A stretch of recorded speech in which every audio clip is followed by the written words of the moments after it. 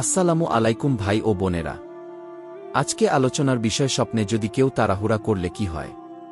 তবে পূর্বের মতো আমরা এখনও বলি যে একই স্বপ্নের ব্যাখ্যা ভিন্ন ভিন্ন হতে পারে, তা আপনার বয়স, পেশা, বিবাহিত নাকি অবিবাহিত, নারী নাকি পুরুষ ও আপনার বর্তমান পরিস্থিতির উপর নির্ভর করে। স্বপ্নে তাড়াহুড়া দেখার ব্যাখ্যা আমরা কিতাব থেকে যেটুকু পেয়েছি তাতেই আমরা বর্ণনা করেছি। এই রকম আরও স্বপ্নের ভিডিও পেতে আমাদের চ্যানেলটি এখনই সাবস্ক্রাইব করুন। আশা করি আল্লাহর অশেষ রহমতে আপনারা সকলেই ভালো আছেন, আলহামদুলিল্লাহ। স্বপ্নকে আরবি ভাষায় রুইয়া এবং ফার্সিতে খোয়াব বলা হয়।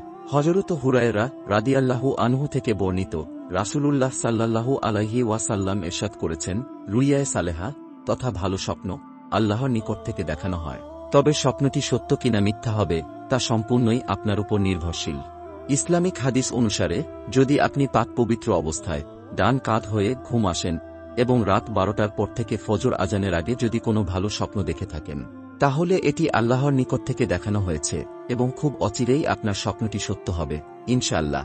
স্বপ্নের এই ব্যাখ্যাটি আমরা ইবনে সিরিন রহমতুল্লাহি আলাইহি এর স্বপ্নের তাবির বই থেকে নিয়েছি। স্বপ্নে কোনো কাজে তাড়াহুড়া করতে দেখলে স্বপ্নদ্রষ্টা কোনো কাজের ব্যাপারে তাড়াহুড়া করার কারণে লজ্জিত হবে তার ইঙ্গিত বহন করে।